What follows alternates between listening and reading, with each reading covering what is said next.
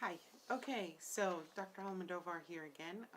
This is your video on detailed instructions for your interdisciplinary paper. This assignment is due by midnight Thursday of week 7. No late submissions will be accepted. Please open up the PDF file on your detailed instructions for the IP, and you can follow along.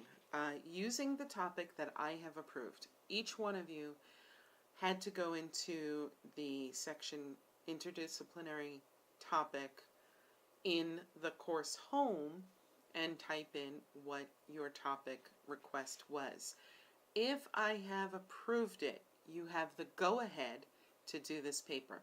If I have not approved it yet, either because it's not a pertinent assignment type, it's not an appropriate topic to research, has nothing to do with your career or your degree focus, you must request a new topic. So please do that right away. If you've received an email that I have yet to receive your topic, and you should have gotten that on Friday, and you have not responded to it by Sunday midnight, then you are losing 10% on your paper because that was late. And so you need to get that to me. I will give you till Tuesday noon to get that topic to me. The reason is you need to research this at the college level, which means you need at least 2 resources per page of written work. If your written work minus the title page, there is no abstract on this assignment, and minus the bibliography page, the content of your paper must have at least 2. So if you have 5 pages of content, you must have 10 resources, okay? If you have 1 on 1 page and not 2, that's okay, but you've got to have at least 5 to 10 resources for a 5-page work. And when you're writing 1,500 to 2,000 word paper, that is approximately 5 to 8 pages, excuse me. So you're looking at having at least 5 to 8 resources, and at most 10 to 16. So please make sure your papers are double spaced, and you are to use any of the formats, APA, MLA, Chicago style. Pick one and stick to it.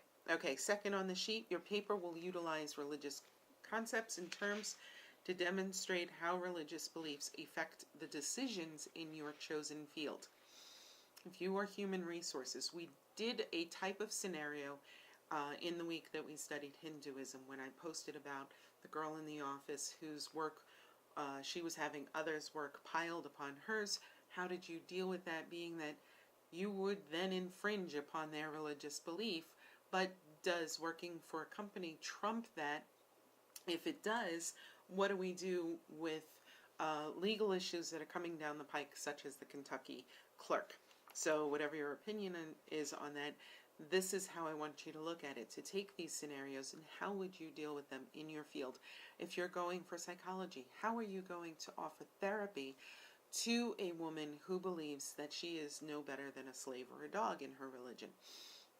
Or how do you counsel a woman whose faith tells her that just by stating something she'll be better? So, or a man. This is what I want your paper to be about. It's you engaging with religions within the scope of your degree and field of study. Okay, this paper is worth 15% of your overall grade. So please, please, please spell check and review. It's the key to a good paper, and the key that unlocks a great paper. Have someone else read it. What are their questions? Have them check it for grammar. Have them check it for spelling. Have them check that you have footnoted all your resources. Remember, every one of your assignments has gone through a plagiarism checker. Actually, they go through 3. And I have taught this class long enough to know if you're quoting the book without saying and footnoting or citing it or endnoting that you've quoted the book, the textbook. So please make sure that you are writing this knowing you are at the collegiate academic level. This is not high school. You are college students, and I know each of you are pursuing a degree to be able to further your career and advance yourself. So make sure you do that. Again, I've gone over the bibliography. Quotes must be footnoted in text and or cited in text and added to your bibliography as a separate page at the end of the paper. Again, this is due before midnight. If you hand in a paper in which I have never approved of your topic, that's 15% right off the top. That's 15 points out of 100 points. It's 15 out of 150 points that's right off the top. So you've gone from an A to a B. And then if the rest of the paper isn't well written, it could get a failing grade, and I don't want to see that. So please, please, please make sure that you send me the topics. Now, in the instructions, I've also included this.